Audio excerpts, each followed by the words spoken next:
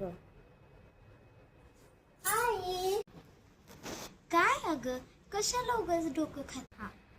अगं आई, माझ्या पायाला खूप थंडी वाजते.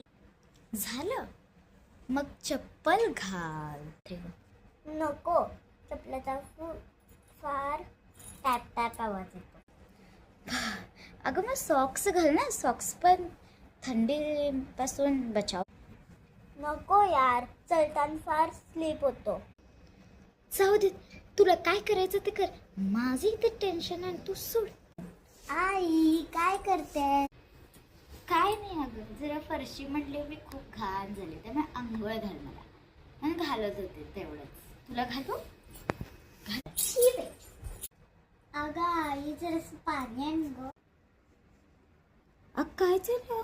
तुझा हात तुटला की काय? बघते अगं, बघू कुठे काय झालंय, कुठे हात तुटलाय? अगं आई, मी ठीक आहे, मला काय झालेलं नाही आहे बघ. अगं आई, मी फक्त पाणीच तर मागितलेलं. हात बरा आहे ना? हा, स्वतः पाणी घे ना. की आता पाय तुटले तुझे, दाखव. हे बघ, ठीक आहे, जाते मी घेते. काय ग, काय करतेस? काय नाही ग, टीव्ही बघते. फुटली ग बाई, शिंग फुटली. आजकालच्या पोरांना तर नाही काय अक्कल नाही, कसं बोलावं मोठ्यांशी.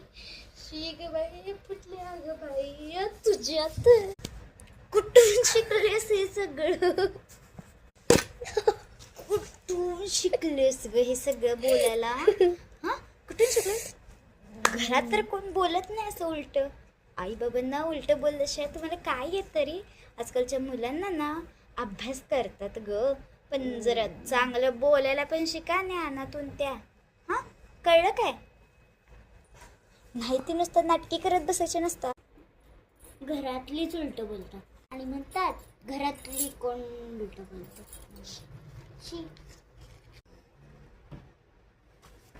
का तुमच्या घरात सुद्धा असं बोलतात का? कमेंट मध्ये नक्की सांगा. ओ थांबा, तुम्ही कुठं चाललात?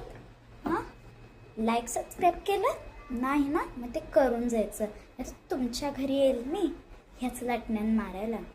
कळलं? चला करा पटकन. नाही, ते नाटकी करत बसतात.